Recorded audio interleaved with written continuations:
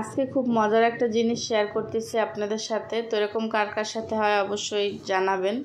তো গ্যাস চলে গেছে, এই জন্য হচ্ছে গিয়ে ফ্রাই প্যান বাদ দিয়ে হচ্ছে গিয়ে রান্না করার কড়াইতে আর কি পরোটা ভাজতেছি। তো কাছে দাঁড়িয়ে থাকলে হয় না, এই জন্য একটু রান্নাঘর থেকে বের হয়েছি। তো এসে দেখি আবার পরোটাটা পুড়ে গেছে। তো এরকম কোন কোন আপুদের সাথে হয় অবশ্যই জানাবেন। হ্যালো এভরিওয়ান, আসসালামু আলাইকুম। তো সকালের নাস্তাটা এই যে করতেছি। তো কোনো মতে আর কি নাস্তাটা বানানো হয়েছিল। এখানে হচ্ছে গিয়ে একটা পরোটা নিছি আর একটা ডিম পোস্ট করে নিছি আমি, আর হচ্ছে গিয়ে একটু চা বানিয়ে নিছি। তো এটা দিয়ে সকালের নাস্তাটা সেরে নিছি। তারপর হচ্ছে গিয়ে দুপুরে যা যা রান্না করবো ওই প্রস্তুতি নিয়ে নিতেছি। এখানে হচ্ছে গিয়ে কচু রান্না করবো, এই জন্য কচুটা আমি ভাপ দিয়ে নিছি, একটু হলুদ আর লবণ দিয়ে ভাপ দিয়ে নিছি। তারপরে যে ভেজে নিতেছি।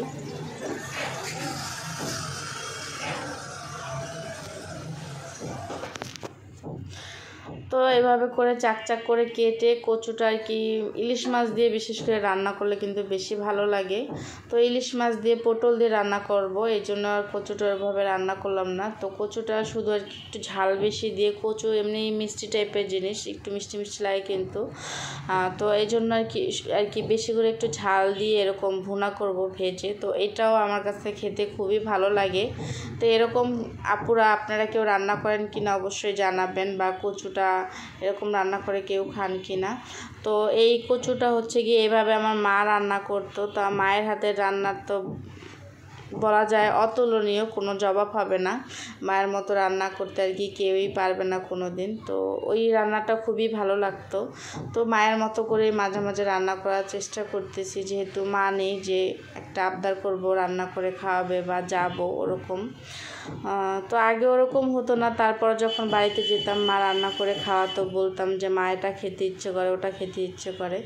তো সেই আবদার করার বা সেই আবদারটা পূরণ করার সেই মানুষগুলো এখন আর নেই। তো তাদের জন্য দোয়া করবেন আপনারা সবাই। তো এখানে হচ্ছে কচুটা ওইদিকে কষাইতেছি, আর এদিকে হচ্ছে গিয়ে পটল ভেজে নিতেছি। মাছটা ভাজা হয়ে গেছে, ইলিশ মাছটা।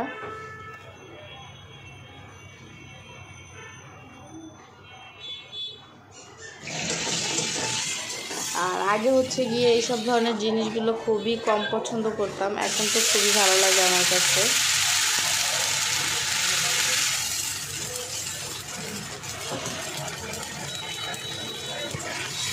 এইখানে আমি পটলটাও ভালো করে আর কি ভেজে নিচ্ছি, একটু লাল লাল করে বাকড়ায় গিয়ে।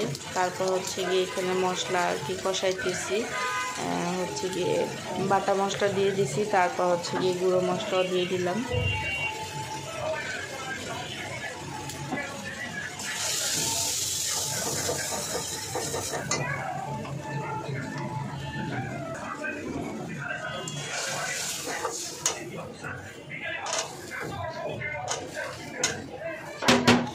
তো আমি মশলাটা একটু ভেজে তারপর হচ্ছে গিয়ে এখানে আমি যেহেতু পটল রান্না করব, আলু দেবো, তো এই জন্য আমি আলুগুলো দিয়ে দিলাম, যাতে একের ভিতর দুই, যেটা আর কি বোঝা যায় যে একসাথে মশলাটাও কষানো হয়ে যাবে আর হচ্ছে গিয়ে আলুটাও কিন্তু কষানো হয়ে যাবে। যেহেতু তাড়াহুড়া করে রান্না করতেছি, এটা কিন্তু বিকেলে আর কি গ্যাস আসার পরে রান্না করতেছি, তখন প্রায় 4টা বেজে গেছে তখন রান্নাটা করতেছি। এই জন্য ওই 2টা চুলাতেই বসিয়ে দিছি, আর ডাল আর ভাজি আগে থেকেই করে নিয়েছিলাম, আর এই 2টা এখন রান্না করতেছি। তো আমি পটলটাও ভালো করে কষিয়ে নিছি, কষিয়ে নেওয়ার পর ঝোলের জন্য পানি দিছি। তো পানি দিয়ে দেওয়ার পর যখন পানিটা বলক আসছে তখন কিন্তু মাছগুলো দিয়ে দিছি। তো আমার পটলের তরকারিটাও প্রায় হয়ে গেছে, আর এদিকে হচ্ছে গিয়ে কচু ভুনাটাও আমার হয়ে গেছে। তো এইভাবে কচু কে কে ভুনা করেন অবশ্যই জানাবেন, আর এই যে ইলিশ মাছ দিয়ে পটল খেতে কে কে পছন্দ করেন। তো আজকে সব খাবারগুলোই হচ্ছে গিয়ে আমার খুবই পছন্দের খাবার, যদিও মাছ তেমন একটা খাই না, কিন্তু মাছ দিয়ে তরকারি রান্না করলে এটা আমার কাছে খেতে ভালো লাগে। তো এই যে দেখেন কচুটা কিন্তু এরকম একবারে মাখো মাখো টাইপের হবে। তো এটার ঝোল আর 1 পিস কচু দিয়ে কিন্তু ভাত খাওয়া হয়ে যায়। তো এই যে আমার মাছের তরকারিটাও কিন্তু হয়ে গেছে রান্না।